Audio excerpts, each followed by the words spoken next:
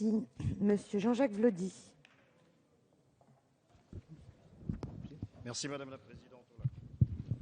Merci Madame la Présidente. Monsieur le ministre, mes chers collègues, cette loi de la refondation de l'école, et en particulier l'article 1, j'en suis sûr, fera date dans l'histoire de notre école. Les dispositions contenues dans le rapport annexé tournent enfin la page sur ces années qui n'ont eu de cesser de creuser la dette éducative française, une dette qui nous coûtera aussi cher que la dette financière creusée elle aussi par la droite. Il y a des vérités qui ne font pas plaisir, mais je ne peux m'empêcher d'évoquer l'état désastreux dans lequel 10 ans de gouvernement de droite ont laissé notre école. Les suppressions de postes dont nous connaissons tous l'ampleur, la dépréciation, voire le mépris pour le métier d'enseignant à travers la destruction incompréhensible de la formation des enseignants, le laisser pour compte des élèves en difficulté, voilà le bilan. Le rapport annexé que nous examinons aujourd'hui montre incontestablement que la volonté de refondation de l'école dépasse le seul cadre de l'adoption de la loi.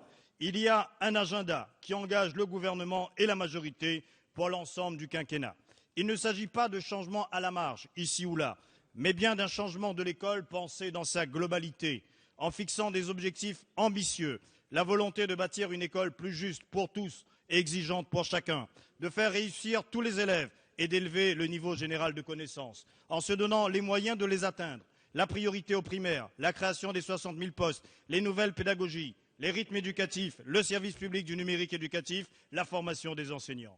Je me réjouis d'ailleurs de l'ouverture d'esprit qui a été celle de cette Assemblée, qui en commission a accepté d'introduire dans les ESPE les modules spécifiques qui formeraient les futurs enseignants aux particularités de l'apprentissage du français en milieu créolophone. C'est la première fois qu'une loi de la République reconnaît la réalité du bilinguisme en Outre-mer.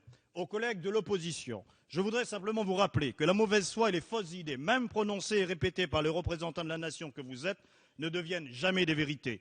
À aucun moment, il est prévu la généralisation de la scolarisation des moins de 3 ans, mais bien de favoriser la scolarisation précoce de ceux qui en ont le plus besoin. Mes chers collègues, ce rapport annexé n'est pas la juxtaposition de mesures. Elle nous invite à partager une vision cohérente et à redonner du sens à la promesse républicaine. Merci.